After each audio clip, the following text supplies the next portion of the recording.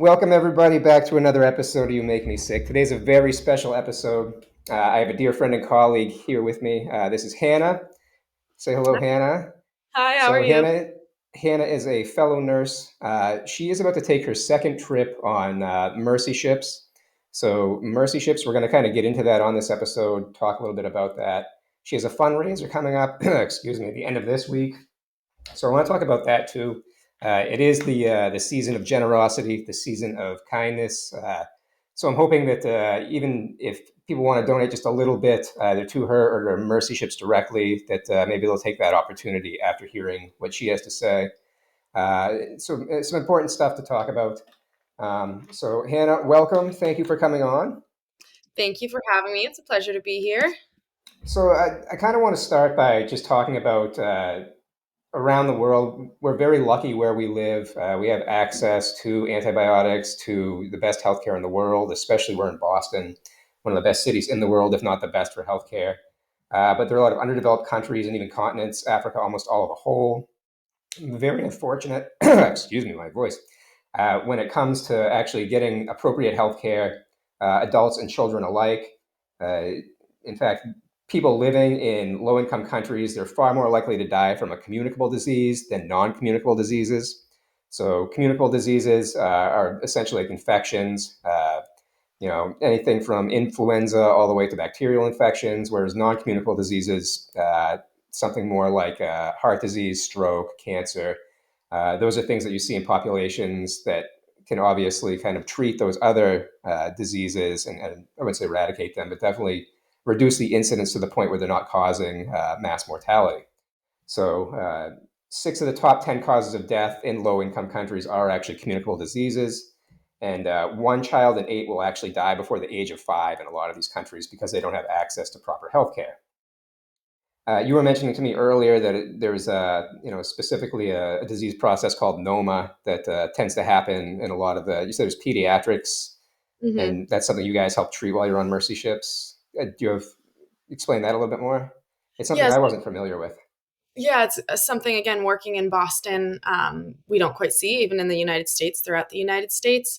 So, in many countries in Africa, there's something called NOMA, and it's a gangrenous infection that affects disproportionately young children, and obviously disproportionately those who don't have access to medications that we would have, such as antibiotics. So, someone might get an infection, and if they don't have the if they don't have the correct amount of nutrition and they're not at the right weight and they can't quite fight off the infection, it can specifically target soft tissue and hard tissue around the mouth, especially lips, soft palate, the nose. So we'll see a lot of children that come in that might have had pieces of their face eaten away by this terrible infection. And we have some adults come in, even 50-year-old men who were affected by it when they were young, and they come in and have been having to deal with these facial abnormalities. And the ship itself serves to do plastic surgeries and maxillofacial surgeries to try to correct and offer them some more function to their face.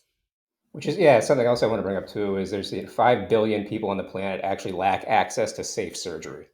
So, and in a lot of these areas, especially Southeast Asia and Africa, they don't even have the operating ability to deal with any of these conditions. So that's something else that Mercy Ships obviously provides. We'll get into a little bit more of that too when you tell me a little bit more of your story while being on Mercy Ships. Um, Also, want to mention so over 50% of the world's population lives near a coast. So, this was part of the inspiration for Mercy Ships. I kind of want to get into a little bit of a history of Mercy Ships as well, just to kind of let people know exactly what they are. I think people, they're pretty familiar with Doctors Without Borders. Like, that seems to be a fairly well known volunteer organization where medical personnel will go.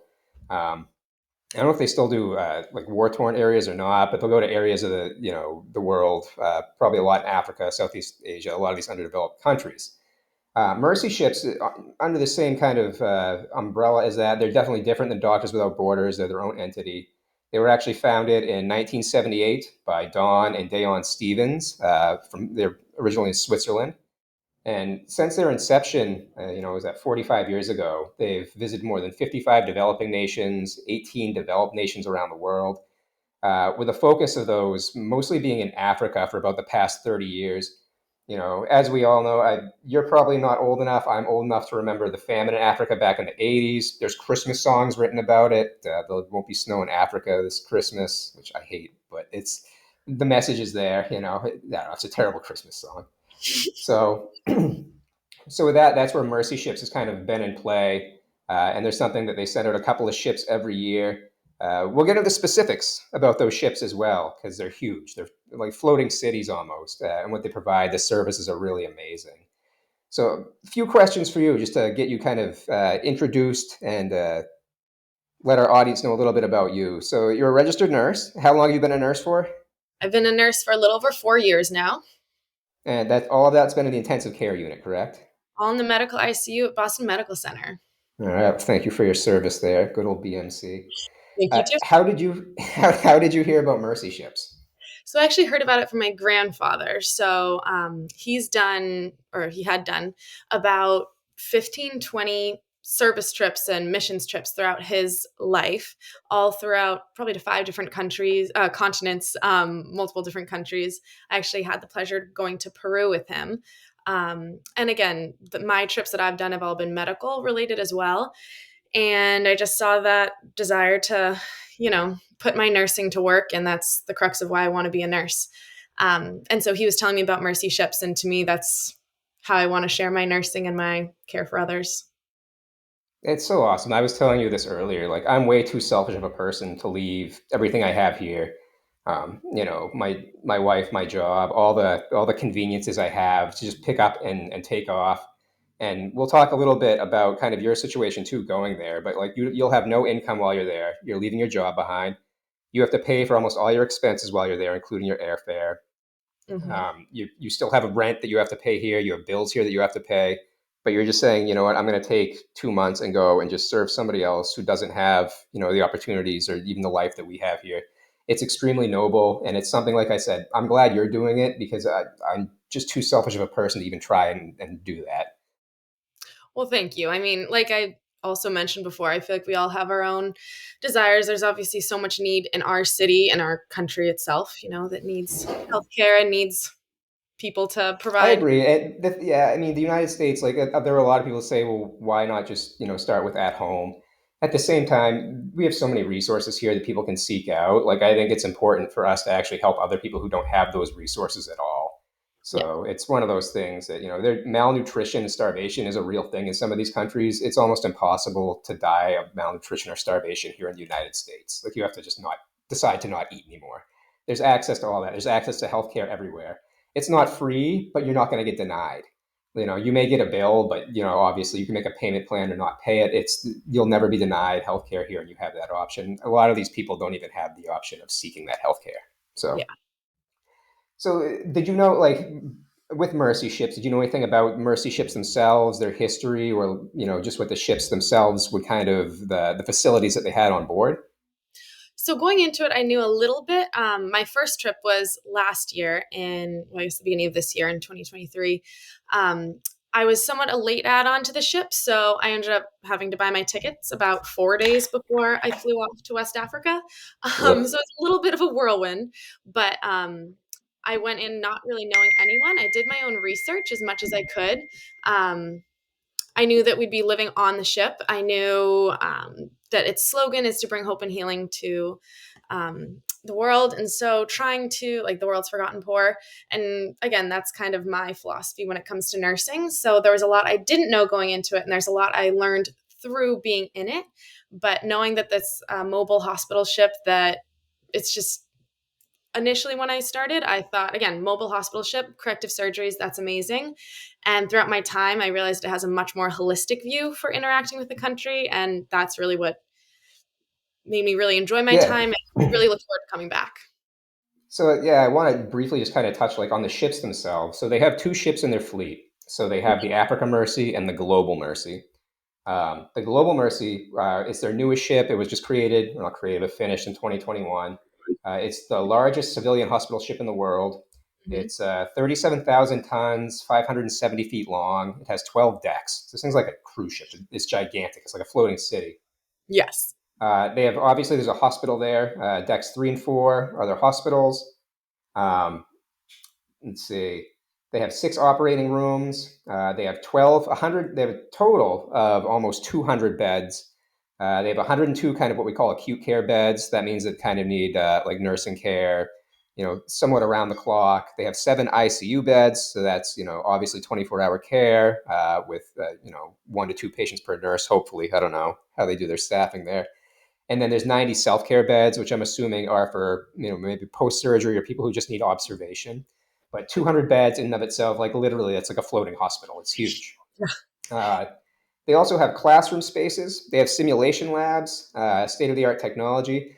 And this was actually, I guess, this is something people might not realize. You're not just a floating hospital, but it's also a resource of education. So they can go to these areas that don't have the best education, best facilities for teaching, and bring on medical personnel from these countries and actually teach them, do simulations, and actually educate them so that they can, you can, uh, what is it? Feed a man a fish, feed him for one day, teach a man to fish, feed him for life, that type of thing, where by passing on this knowledge, they can bring it back to their country. Were you able to actually witness like any of these classes? Did you see any of the rooms where they do simulations or anything? Yes. So again, that's one thing that really drew me back into why I really fell in love with the mission of Mercy Ships and how it's more than just, putting a band-aid on an issue that we see in these countries that are in the process of developing. So it's called medical capacity building is where some of the staff work, and there's nurses, there's physicians. They do a lot of interaction with the community. So in my Senegal field service in 2023, it was based a lot on anesthesia and teaching for that. So they did intubation teaching. They talked about induction, and a lot of these providers in, at least in this example, Senegal, were obviously trained in this. However, they might not see it very often, and they may not have the education that either we have as providers in the United States or anywhere throughout Europe or Australia, New Zealand. There's um, volunteers that come from all around the world. So we did partnership again with physicians, but we also did partnership with nurses. So local nurses were able to come on, they were able to shadow us. And there's also a dentistry clinic as well. Hmm. And there was people able to um, partner with that. And just in general, I believe we'll probably touch on it, but there's a lot of local individuals who spend their time volunteering. They have a very minimal stipend. And so they could be anywhere from lawyers, they could also be merchants, but they come onto the ship and they donate their time as well. And so they'll learn different skills. They might work with a nutritionist and understand the balance of food. And it's just a real good, pretty beautiful balance of knowledge. And we obviously learn so much from our day crew, from the people that volunteer, and from the local physicians and nurses as well. It's pretty impressive, like when you think about just Mm-hmm. like why can't they just have that there permanently? But I'm glad that. And you said you were in Senegal, and they pick different ports. Do they pick different ports every year, every few years? Are you going Yeah, somewhere different this year? yes. So this year will be Sierra Leone for Okay. my ship. I'll be back on the Global Mercy, and then the Africa Mercy is the other ship, and that one will be going to Madagascar. So a lot of these countries we'll have been to before. So Senegal, we were in 2019 to 2020 during the pandemic, and there was a whole having to sadly extricate ourselves from that for everyone's safety. But then they came back in 2022, I believe, and then again last year in 2023. And then Sierra Leone, I think it's been a little over a decade since we've been there. So they try to offer support, but not have it be too reliable in a way that hopefully, again, encouraging, you know, self sustainability. Self-sufficiency almost, yeah. Yes, So yeah, you yeah. mentioned the Africa Mercy. That's their other ship, so a little bit smaller than the Global Mercy. The Africa Mercy was completed in 2007. That one's got about 8 decks. Similar setup though, 5 operating rooms. They have an ICU. They have an ophthalmology unit there. And they also have they have imaging devices too. Do you know if there's a CAT scan and an X-ray on the Africa Mercy? I'm assuming Global Mercy has the same. They Yes. have CT, X-ray, which is excellent. That's Mhm. technology that may not have been available to any of these people before. So It especially really for some of those tougher cases. Yeah, especially the mapping of some of these massive, very involved maxillofacial surgeries where these tumors that have incredible involvement throughout the jaw, the soft tissue, will do hemimandibulectomies, total mandibulectomies, having to put plates in, make sure there's no rejection, very specific things. And maxillofacial will um, work and collaborate with plastic surgery. And so there's some patients, there's a 6-year-old little boy who had to have 6 different surgeries, I believe, to help, with skin grafts, with removal of anything that he needed to. So having this imaging has just obviously helped, move forward with all of the procedures, the surgeries, and helped aid their success. And then these ships also, like, so beyond that, they also have classrooms. They have classrooms for, I guess, volunteers can bring their kids on board and they can teach them. So, excuse me. Yes. It's a fully accredited school as well. So there's teachers that'll come and volunteer their time, but I believe there's close to 70 children that go to school in this fully accredited school. They're up on deck 11 and 12. So the top decks is where the academy is. And the children there are able to do like kind of, they call it like internships, but it's even, I believe it's even the middle schoolers and up to the high schoolers as well. So they can volunteer in the coffee shop that we have. They can volunteer in the kitchen. They can learn more about human resources and the finance side, and even in the hospital and help with nutrition or the rehab and PTOT and all of that. So it's really, really cool to have everyone really involved in part of it. So I was also reading. So they house. I mean, these ships also house the crew. So the Global Mercy has. I was reading over 600. They have accommodations for 641 people beyond just the patients. So that would be volunteers and crew. The Africa Mercy has I think 400 or so.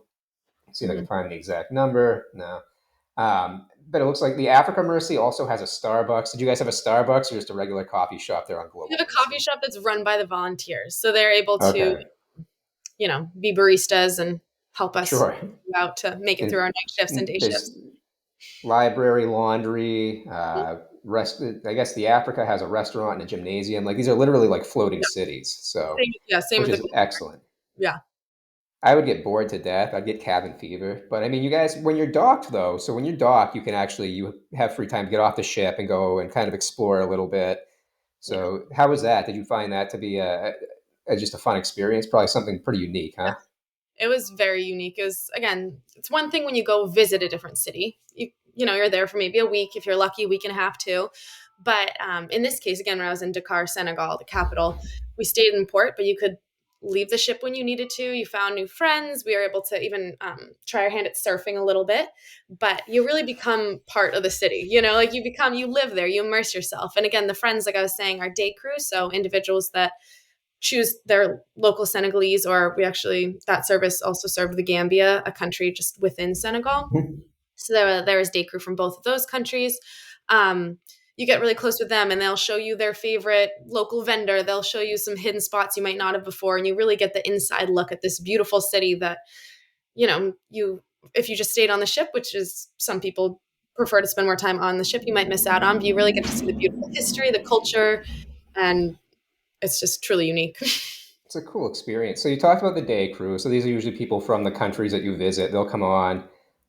They get, like you said, they'll get a stipend. They don't want to. They want to encourage them to help while they're there, but not stay permanently. So they try not to offer them too much because they want to. Eventually you're going to leave port. Uh, but let's talk about like you and as far as like the crew that's there. It's all volunteers that are there. They have crew. They have staff. You guys are responsible for everything. Yeah. One of the reasons I want to do this, I want to spread the word about Mercy Ships, but I want to help try and raise money for you as well. So obviously this is expensive. You mentioned before having to pay for your own airfare. Mhm. Volunteers, essentially, you have to pay for everything: immunizations, passport, airfare to and from. And it's not easy to get to Africa. Like you have to fly, I believe, through Europe, right, to get to Africa. Yeah, Yeah. so you have to pay for all of that yourself. And then while you're gone, you have all these other obligations. Like you're leaving your job. Your job's not going to be paying you while you're gone. You're a nurse. I wish they would do that, but they don't. So you're still going to have rent that's due. You're going to have all your bills that are due. Anything else that you have obligations for, like those aren't put on pause when you're gone. So, and a lot of this fundraising is to try and help kind of offset that, so that not only can you pay for your expenses while you're there, but so you can take care of things at home as well. And then you were mentioning to me also that you also have to pay. You says like $400. How much is it for your like board? Yeah, 400 a month for like essentially Okay. room and boards. They do provide food. They provide obviously a safe space. There's security. There's all you need on the ship. But it is over the past year there was a very generous donation, so no one paid crew fees in 2023. But next year they're going to reinstate it. So it's $400 a month to live on the ship. Yeah, so you're essentially paying to volunteer. So, which is like, how does that work, right? But I don't know. The Yeah. rewards, I guess, are spiritual, and they'll come back to you hopefully tenfold. which is why I want to help out. So hopefully we can, drum up enough support here to Mhm. help pay for that, and maybe just like I said, maybe hopefully cover all your costs and help you out while you're gone too. So Yeah. uh, something else I read. So I guess crew members can choose to donate blood. Were you ever approached to donate blood while you were there? So when nurses first come on, they go over because collecting blood is slightly different, but they also have a laboratory on board. So a few times, my third shift, I was actually approached to be charge nurse. So I had the After lovely, 3 shifts, awesome. and so unique, but you love it. To be charge nurse. But if you're charge nurse in an off shift, sometimes you'll have to run blood over to the lab. You'll have to send a page to the lab worker who might be on call, and they'll come by and they'll run it. So you're able to go in and see how they process the blood. But while we're in the initial orientation, they pretty much type in screen, I mean, anyone who's open to it, so that in case if they need blood, they'll have your contact number, your cabin number. They can call the cabin you're staying in or knock on your door or send you a message on the communication app. And you could just be within the next hour, go downstairs. They could, take out a unit and hopefully give it to the patient that might have experienced some large blood loss post surgery. Or it's a pretty amazing thing. Again, like you said, It's it's a pretty self crazy. Yeah, you just do it field. all right there. So your first time you went, you were gone for, was it 2 months you were gone for? Like 2.5, 10 Two weeks. and a half. And then are you 10 weeks? You're doing the same stint I'll be doing eight this weeks. time? 8 weeks. Okay. So a little bit shorter, but um and then tell me a little bit about your experience on the ship. You were saying that so you were on the Global Mercy, which is a Mhm, newer ship, and that just how different is it from day to day? Like we work in intensive care. mhm, It's a very controlled environment where we are. We have access to pretty much everything we need on the unit, or with it's a phone call away. mhm. How different is this? Did you find that you had fewer resources, or you had to be a little more creative with what you did? Did you find there were any times where you didn't, where you didn't really have what you need, or it was harder to do your job because of, just the resources that you had? Yeah, I'd say obviously very, unique. We were, again, we had the joy of being the first service trip on this Global Mercy, so the new ship. So a few of the other nurses and I came before surgeries actually started. So we had to stock the whole hospital. Like we had the Omni cells, so a systematic device, I suppose, similar to a Pyxis, but will dispense different items. So you have to be very intentional about the items you need. If you're in our hospitals, you can grab, 20 flushes and just put them in the room and you're going to use them eventually. But with patients, again, you want to be thoughtful and intentional with what you use. A different aspect is everything is paper charting. And I have some friends at our hospital who have been there for about 30 years and they said, so what? But for some of us, we're not used to having everything on paper. Um, Yeah, when there, I started out, it was all paper charting. When I was a nursing assistant, so 20 years ago, when I was starting out as a nursing assistant, everything was paper. And then even eventually, like it wasn't until I was probably about 10, 15 years ago, they started to kind of transition everything. And the hmm paper charting, like, did you guys have like the fold out like graphic pages? I'm hmm not sure exactly what, yeah. It's pretty crazy when you think about how far we've come just with, but it's not surprising that, it's paper charting. The computer charting systems are expensive to install. And it's a lot of these developing nations, probably if you want to share information, paper charting might be the only access they have. So, it really does streamline too. They have different papers and like what you're expecting day one post op for again hemimandibulectomy or a child that had bilateral like bowed legs that had the surgery to correct them, make them straight. The exercises those children need to do, anything like that. So it's pretty systematic, which is helpful for surgical cases because these individuals coming into it are expected to be healthy and they're expected to go through the different days. Obviously, we're anticipating if there's someone who doesn't quite follow that, we're going to obviously treat them accordingly.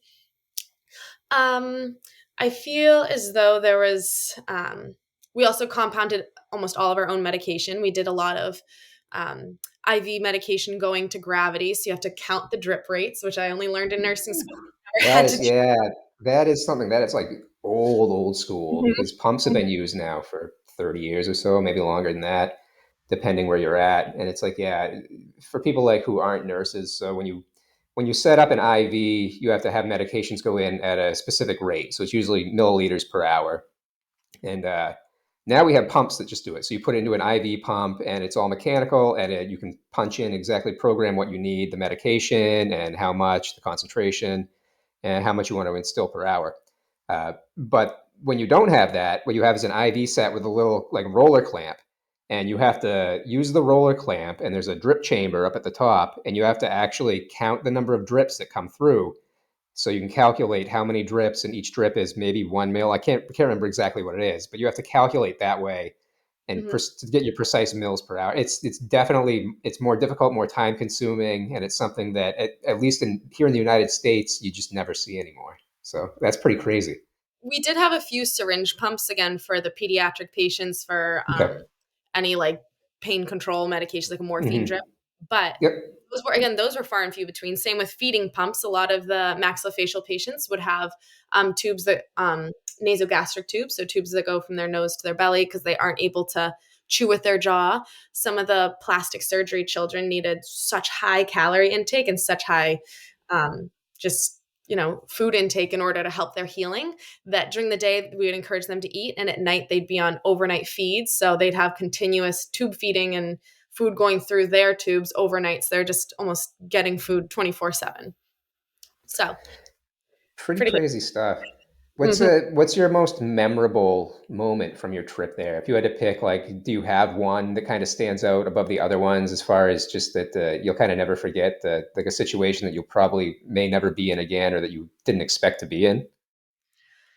I feel like there's so many moments, so many patients and connections that you just, you know, hard to put a hard to put one memory. I guess I'll try to think of just one. One thing again that's really unique with the hospital is they have an outdoor space called the veranda. And so every day when it's 8-hour shifts, when day shift and evening shift are overlapping, we take pretty much every patient that can. Again, if they're in the one of the ICU beds and they're ventilated, we're not going to take them out, but pretty much everyone we try to get outside, get some fresh air, play games. There is the old men's table, as they like to call it. So the men that are probably 50s and 60s that have had any surgeries, but they're sitting around playing cards. And then you have the 6-year olds that have had reconstructive surgeries to their hands, or again, they had these masses removed, running around full speed on the little terrace veranda, and just the joy that people had.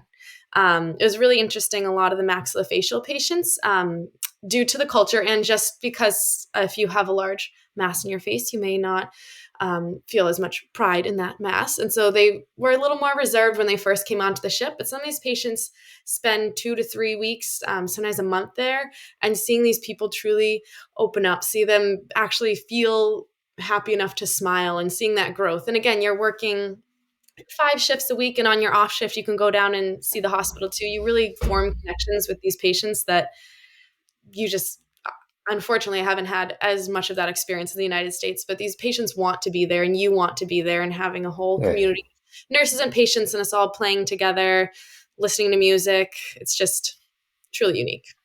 that's really cool. And that's awesome. So you're having a fundraiser. It's this Saturday, December 9th, correct? And it's at Stats Bar and Grill in South Boston. Yep. So this is to help, and once again, this is to kind of raise funds for you for your trip to help pay for your cost, your expenses while you're there, Mhm. and then expenses while you're gone. So I kind of wanted to put that out here. I wanted to announce that to people. If anybody, do you know what time does it start? It's going to start at 1 p.m. 1 p.m. And how long does it go? Do they have a set cap? Is it like They don't really have a cap. I'm guessing okay? probably 4 or 5 hours. If people want to stay, there's going to be music. You can buy drinks from the bartender that'll be, or waitress that'll be in that area. I'm going to raffle off a few things. So you can buy tickets, just hang out with friends. We'll kind of keep it open as long as people want to be there. That's awesome. So I encourage anybody, if you're around, like obviously Hannah's a complete stranger. It's a great cause. So if it's a Saturday afternoon, you're bored, you want to go grab a drink or a burger, something, whatever. I encourage you go to Stats Bar and Grill. Is it like every $2 of every alcoholic beverage you said goes to you?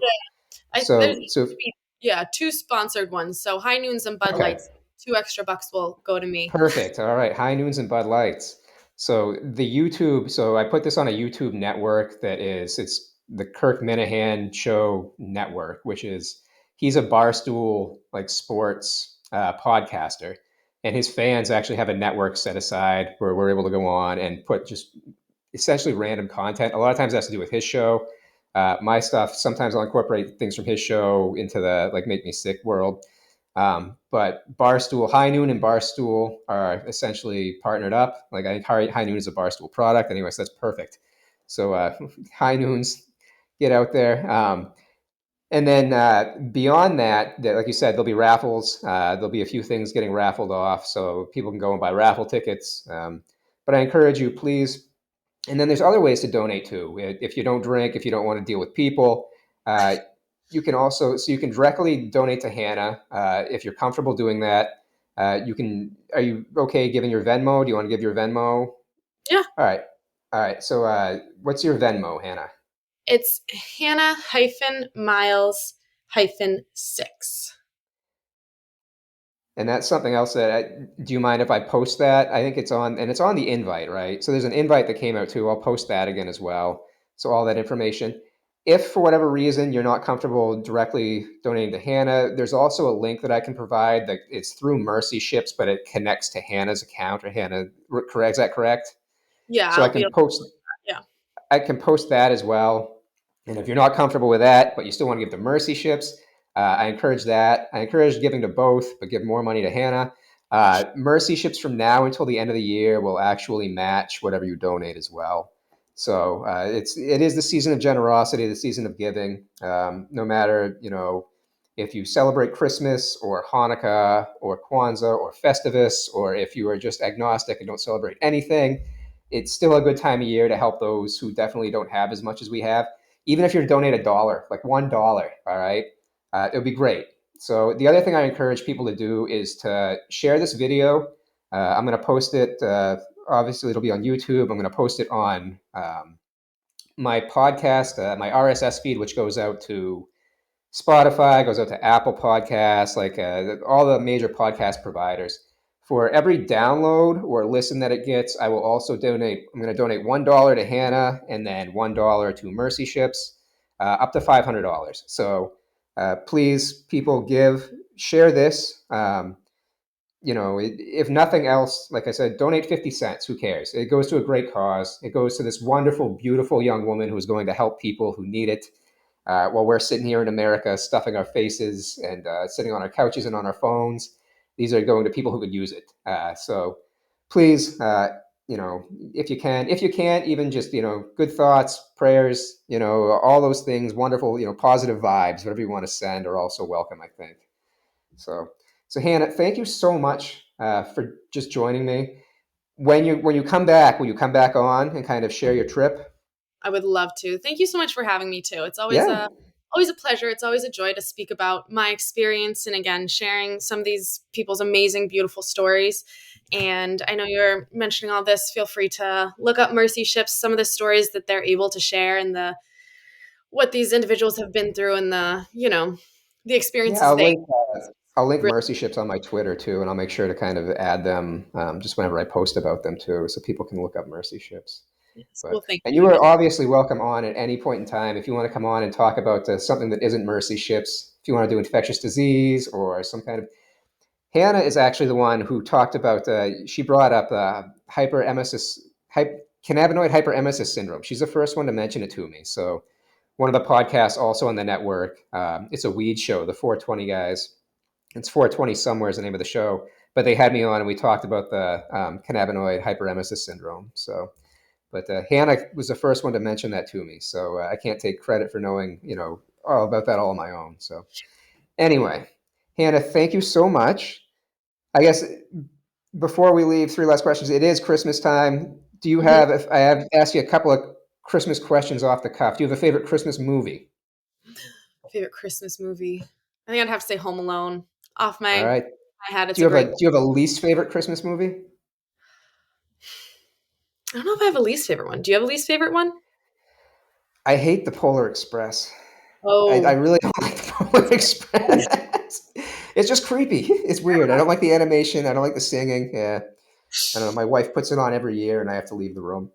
But and then how about a favorite Christmas song? Do you have anything in particular that you like, or maybe a Christmas song that maybe most people haven't heard of that's kind of unique to you that you find? Christmas song. I feel like I've got to have. I feel like I don't have any unique ones. I always love a good classic Christmas hymn. But hmm, I don't know. I feel like maybe Sleigh Ride. It's comfortable. It's easy. You can put it on in the background. Yeah, Not very you go exciting. way back. Exactly. Excellent. And one last one, eggnog, yes or no? Yes. Me too, solid. Although I can't do like the real eggnog, it upsets my stomach from all the dairy, but they have awesome, like they have a really good coconut milk eggnog. Ooh, Yeah, I'll if you have to give that find one it a. out there. Yeah, it's fantastic. All right, Otherwise, anyway, what's that? otherwise you just need. That's all you need. It is, yeah, a little bit. Yeah, it goes a long way. Hannah, thank you again for coming on. I appreciate it. I will see you at work here at some point in the time. Hopefully, I'll be back to work soon, Crossing my fingers. post stroke. So hopefully next week. But thank you again very much. Good luck on your trip. I'm going to see what we can do to kind of drum up more support, raise a little more cash for you. So when you go over there, you don't have to worry about that stuff at all. You can just focus on the nursing. Well, thank you. That means a lot. I know. I'm excited. It's a month and 2 days away. Whew, coming right up. Well, thank you again for having me, and have a happy You're welcome. any way that everyone celebrates. All right, Hannah. Thank you very much, everybody. Thanks for listening. I will post once again. I'll post the kind of the invite to Stats Bar and Grill for this weekend. I'm going to post Hannah's information if you want to donate to her, and then I'll post Mercy Ship's information too, just in case you want to donate to them. So, all right, Hannah. Thank you. God bless, and you have a Merry Christmas. All right. Thank you. You as well. I'll talk to you later. Bye. Bye.